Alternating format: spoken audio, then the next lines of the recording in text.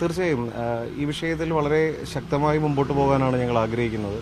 നമ്മൾ പ്രതിപക്ഷത്തായിരിക്കുമ്പോൾ തന്നെ പറഞ്ഞിരുന്നു, അതിശക്തമായ നിയമ നടപടികളുണ്ടാവും. അത് UDF-ൻ്റെ നേതാക്കന്മാർ, കോൺഗ്രസ് പാർട്ടിയുടെ നേതാക്കന്മാർ എല്ലാവരും അത് പറഞ്ഞതാണ്, വളരെ നേരത്തെ തന്നെ പറഞ്ഞതാണ്. അത് ശക്തമായ നിയമ നടപടികളുമായി മുമ്പോട്ട് പോകും.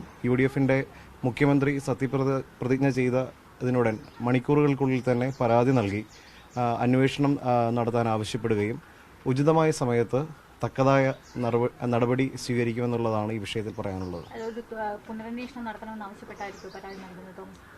തീർച്ചയായും ഇതിലൊരു പുനരന്വേഷണം ഉറപ്പായും ഉണ്ടാവണം. കാരണം ആദ്യമേ പരാതി നൽകുമ്പോൾ ആ പരാതി സ്വീകരിക്കാൻ തയ്യാറാവാതിരുന്നു. രണ്ടാമത് SP-ക്ക് പരാതി നൽകുന്നു, അത് സ്വീകരിക്കാൻ തയ്യാറാവാതെ വരുന്നു. പിന്നീട് കോടതി ഇടപെടലിലൂടെയാണ് തുടർ നടപടികളുണ്ടായത്. പക്ഷേ അന്വേഷണം നടത്തി കോടതിയിൽ റിപ്പോർട്ട് കൊടുത്തത് കേരളം മുഴുവൻ കണ്ട, ലോകം മുഴുവൻ കണ്ട ഈ സംഭവം ഇങ്ങനെ ഒരു സംഭവമേ ഇല്ല എന്നുള്ള രീതിയിലാണ് കോടതിയിൽ റിപ്പോർട്ട് കൊടുത്തത് ക്രൈംബ്രാഞ്ച്. അതിനുശേഷം വീണ്ടും ഞങ്ങൾ കോടതിയിൽ ഹർജി നൽകി, വീണ്ടും ഒരു തുടരന്വേഷണത്തിന് ഉത്തരവിട്ടു. പക്ഷേ ഇപ്പോഴും ആ അന്വേഷണം എങ്ങും എത്തിയിട്ടില്ല. പക്ഷേ ഏതാനും ദിവസങ്ങൾക്കുള്ളിൽ, ഇപ്പോൾ UDF സർക്കാർ അധികാരത്തിൽ വരികയാണ്, ഏതാനും ആഴ്ചകൾക്കുള്ളിൽ തന്നെ ആ റിപ്പോർട്ട് നൽകേണ്ടതായി വരും. അതിനുശേഷം ഉചിതമായ നടപടി ഉണ്ടാകുമെന്നുള്ളതാണ് ഞങ്ങളുടെ വിശ്വാസം.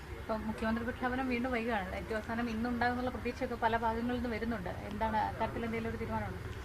തീർച്ചയായും എൻ്റെ ഒരു പരിമിതമായ അറിവിൽ ഇന്നോ നാളെയോ ആയി പ്രഖ്യാപനം വരുമെന്നുള്ളതാണ് മനസ്സിലാക്കുന്നത്.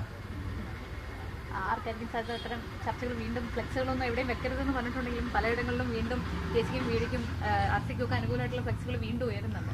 അല്ല, തീർച്ചയായും ഈ കോൺഗ്രസ് പാർട്ടിയുടെ ഒരു പ്രത്യേകത നമ്മൾ ഈ ചരിത്രം പഠിച്ചാൽ തന്നെ മനസ്സിലാവും. അത് കോൺഗ്രസ് പാർട്ടി എല്ലാ കാലത്തും അങ്ങനെയാണ്. ഒരു വലിയ ജനാധിപത്യ സംവിധാനമുള്ള, അത് ബൂത്ത് തലം മുതൽ ACC വരെ ഒരു ജനാധിപത്യപരമായി എല്ലാ പ്രവർത്തകർക്കും നേതാക്കൾക്കും ഒരുപോലെ അഭിപ്രായ സ്വാതന്ത്ര്യമുള്ള ഒരു പാർട്ടിയാണ്. അപ്പോൾ അഭിപ്രായ പ്രകടനങ്ങളൊക്കെ ഉണ്ടാവും.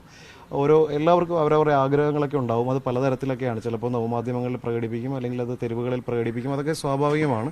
പക്ഷേ കോൺഗ്രസ് ഹൈക്കമാൻഡിൻ്റെ ഒരു തീരുമാനം വന്നാൽ മണിക്കൂറുകൾക്കുള്ളിൽ തന്നെ അങ്ങനെയുള്ള അഭിപ്രായ പ്രകടനങ്ങളെല്ലാം അവസാനിച്ച് ടീം UDF എന്ന രീതിയിൽ ഒറ്റക്കെട്ടായി മുമ്പോട്ട് പോകും. അത് എല്ലാ കാലത്തും UDF-ൻ്റെ ഒരു പാരമ്പര്യം, കോൺഗ്രസ് പാർട്ടിയുടെ ഒരു പാരമ്പര്യം അങ്ങനെയാണല്ലോ.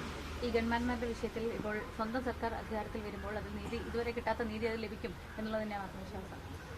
അങ്ങനെ നമ്മളൊരു സ്വന്തം സർക്കാർ വരുമ്പോൾ ഇത് ജനങ്ങളുടെ സർക്കാരാണ്. നമ്മളതിലൊരു പക്ഷപാതിത്വപരമായ ഒരു ഇടപെടലുകളോ നടപടികളോ ഒന്നും ഉണ്ടാവില്ല. നിയമപരമായി ജനാധിപത്യപരമായുള്ള നടപടികൾ മാത്രമേ ഉണ്ടാവൂ. അല്ലാതെ അതൊരു പകപോക്കൽ എന്ന രീതിയിലല്ല.